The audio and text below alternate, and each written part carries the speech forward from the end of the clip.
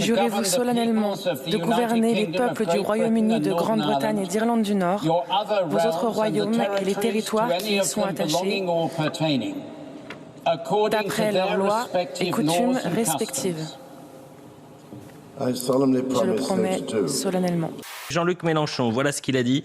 Tandis que dégoulinent à la télévision les sirops dégoûtants de la monarchie, tant de monde vit dans la misère, devant un peuple qui a été si humilié par les politiques néolibérales. Puis Charles III se voit remettre les insignes royaux, dont l'épée sertie de pierres précieuses.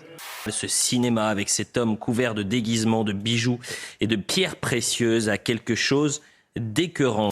L'archevêque de Canterbury dépose ensuite la couronne de Saint-Édouard sur la tête du nouveau roi. La reine Camilla est couronnée à son tour avant que le couple royal ne quitte Westminster. Je suis très respectueux de la monarchie britannique et des institutions britanniques, mais je ne vais pas vous mentir, je n'y porte pas un intérêt majeur, donc je n'ai pas regardé le couronnement. 1 millier de personnes réunies près de Rouen dans une ambiance plutôt festive hier pour dénoncer le projet de contournement autoroutier de la ville. Regardez encore, la semaine dernière, la une de Valeurs Actuelles. Voilà, vous avez mixité forcée, propagande idéologique, islamisation, tout ça, le ministre de la Destruction nationale. Vous avez une autoroute qui serait construite avec des millions d'argent public, qui coûterait 6 € pour 40 km, ce qui est quand même incroyable. Eh bien, nous sommes là en nombre pour pouvoir les bloquer et leur dire que ni ici ni ailleurs, nous ne voulons de nouvelles autoroutes qui ne correspondent à rien, à part au profit des concessionnaires autoroutiers. Être attaqué par l'extrême droite, elle a une longue histoire de presse, de Gringoire jusqu'à Valeurs Actuelles. C'est plutôt pour moi... Vous mettez les Valeurs Actuelles dans le même genre que Gringoire. Oui. C'est pour moi un sujet de fierté. Emmanuel Macron, lui, se rendra à Lyon demain. Vous parliez de poursuivre d'une certaine façon le combat, commémoration du 8 mai et des 80 ans de la mort de Jean Moulin.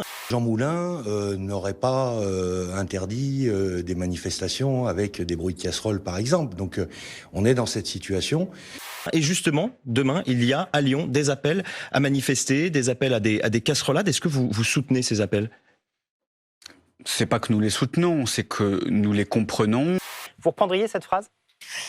Oui, tout à fait. Il n'aurait pas interdit toute manifestation, d'ailleurs. Et c'est la démocratie qui veut qu'on puisse s'exprimer.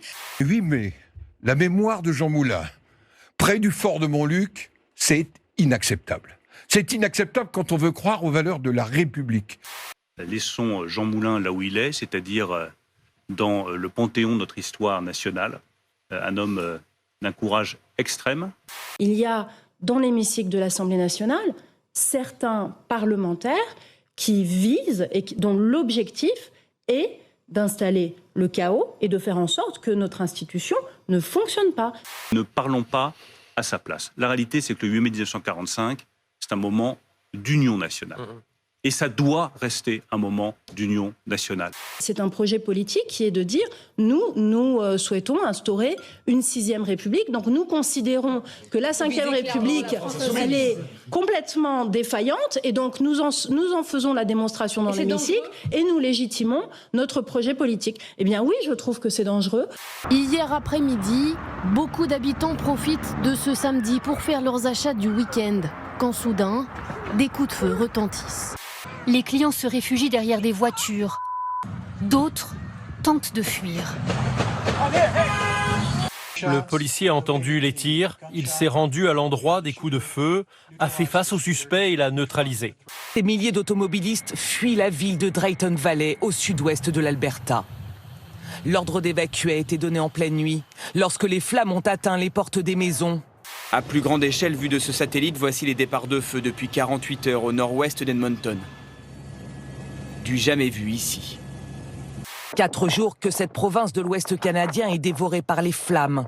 25 000 personnes ont déjà dû fuir leur domicile, obligées parfois de rouler au milieu des brasiers.